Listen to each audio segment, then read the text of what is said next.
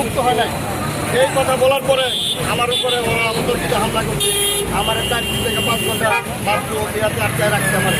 এর মতো অবস্থায় আমি যাদবপুর থানা পুলিশের সহযোগিতায়, আমার সিনিয়র নেতৃবৃন্দদের সহযোগিতায় আমি এখান থেকে উদ্ধার হয়ে আমি থানায় গেছি।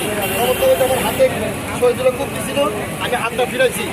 আমার যে হাতে আঘাত আছে, আমি এবং এই ছেলেটা আমি গাজীপুর শহীদ মেডিকেলে চিকিৎসা করছি, সুস্থ আছে। আমাকে বারবার প্রলোভনটা হাওয়া হুমকি দিতেছে যে মামলা নাও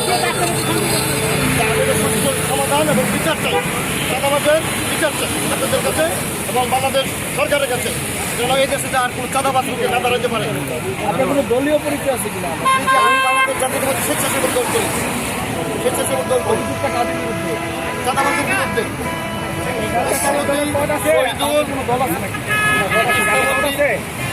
সাবেক কোষাধ্যক্ষ, সাবেক কোষাধ্যক্ষ, জি না কোনো পদ নাই। সদস্য, আগের সদস্য, আমি বাংলাদেশ স্বেচ্ছাসেবক দলের সদস্য। নিজের দলের বিরুদ্ধে মানববন্ধন করতেছেন, সেটা কেমন দেখা যায় না? চাঁদাবাজের বিরুদ্ধে মানববন্ধন করছে। আমাদের দেশনায়ক তারেক রহমানের নির্দেশ, দলীয় কোনো পরিচয় নাই। যে চাঁদাবাজ ওর বিরুদ্ধে আইনগত ব্যবস্থা দেওয়া হোক। এই ব্যবস্থা প্রত্যেক দিন বলতেছে যে আমার দল মত নির্বিশেষ, আমি কোনো দল বুঝি না।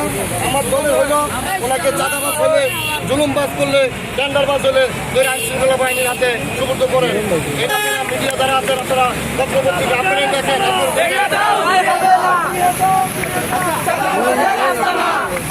নেতৃবৃন্দকে জানাইছেন